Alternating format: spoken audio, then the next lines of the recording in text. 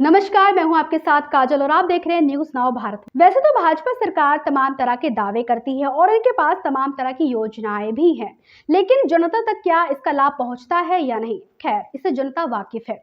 आप सभी को हाल ही में हुए 5 विधानसभा चुनाव के नतीजे तो देखे ही होंगे आपने। किस तरह से बीजेपी ने तो बहुमत हासिल ही किया, लेकिन कहीं ना कहीं तेलंगाना में उन्होंने गलती कर दी, जिसके चलते वो जीत नहीं पाई।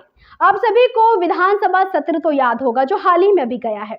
विधानसभा सत्र में किस तरह से अखिलेश यादव ने भाजपा सरकार पर वार करते हुए 69,000 शिक्षक भर्ती मामले पर आवाज उठाई और न्याय दिलाने की अपील की। आप भी जरा सुनिए क्या कहा भाजपा सरकार को घेरते हुए अखिलेश यादव। पूछ लीजिए इनसे,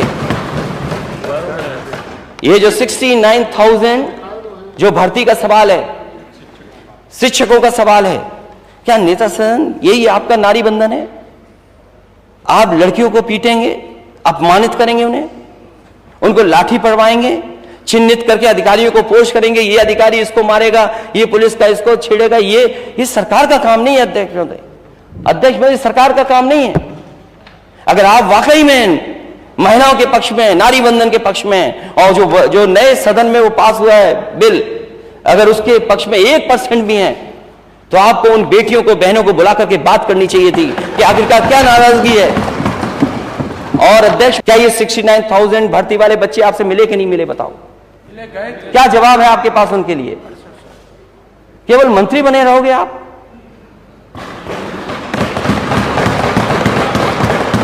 तो आप देखिए कि क्या स्थिति है। कब का एड था? 5 दिसंबर का अटैचमेंट था।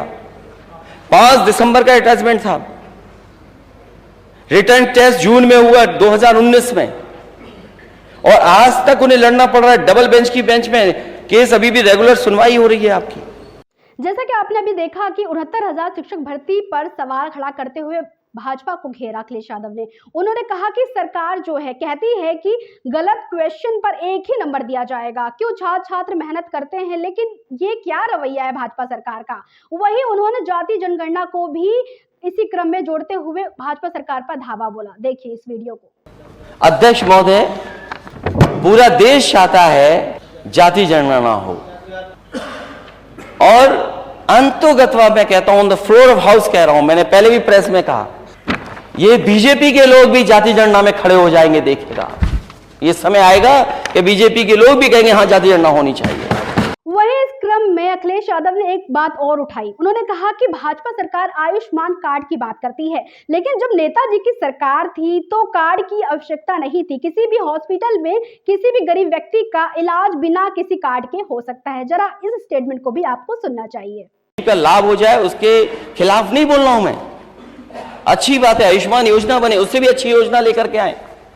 लेकिन मैं समझता हूं अध्यक्ष महोदय, जो कभी नेताजी ने सोचा था, समाजवादियों ने जो करके दिखाया था कि एक बार गरीब अस्पताल में पहुंच जाए, उसे किसी कार्ड की जरूरत नहीं पड़े, उसका पूरा इलाज, दवाई मुफ्त हो, से पैसा नहीं देना पड़े। ये तो अखिलेश यादव जी की बात थी, लेकिन रागिनी सोनकर जो सपा के एक विधायक हैं, उन्होंने भी भाजपा सरकार को घेरते हुए महिला मुद्दे पर सवाल उठा दिया, जिस पर हवा हवाई होते हुए मंत्री पन्ने पलटने लगे। जरा देखिए इनका ये वीडियो। अध्यक्ष जी, मेरा सवाल श्रम एवं सेवा योजना मंत्री जी से था कि सरकार के द्वारा महिलाओं के उत्थान हेतु क्या क्या योजनाएं बनाई गई हैं, और इन योजनाओं के अंतर्गत कुल कितनी महिलाएं हैं जिनका उत्थान हुआ है। अध्यक्ष जी, प्रदेश की सारी महिलाओं को ये जवाब सुन के आक्रोश भी आएगा और साथ ही साथ खुद पे हंसी भी आएगी कि उन्होंने किन्हें चुन करके यहाँ पे भेजा है। क्योंकि जवाब यह है अध्यक्ष जी, मैं जवाब पे आ रही हूँ अध्यक्ष जी, जवाब पे नहीं, सवाल पे।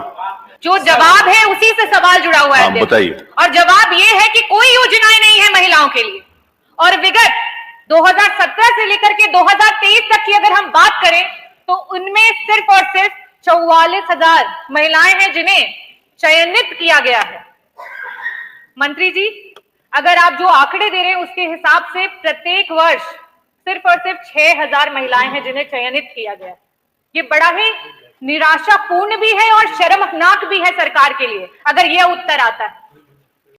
तो देखा आपने, हमें अब समझाने की जरूरत नहीं है कि जनता तक लाभ पहुंचता है कि नहीं पहुंचता।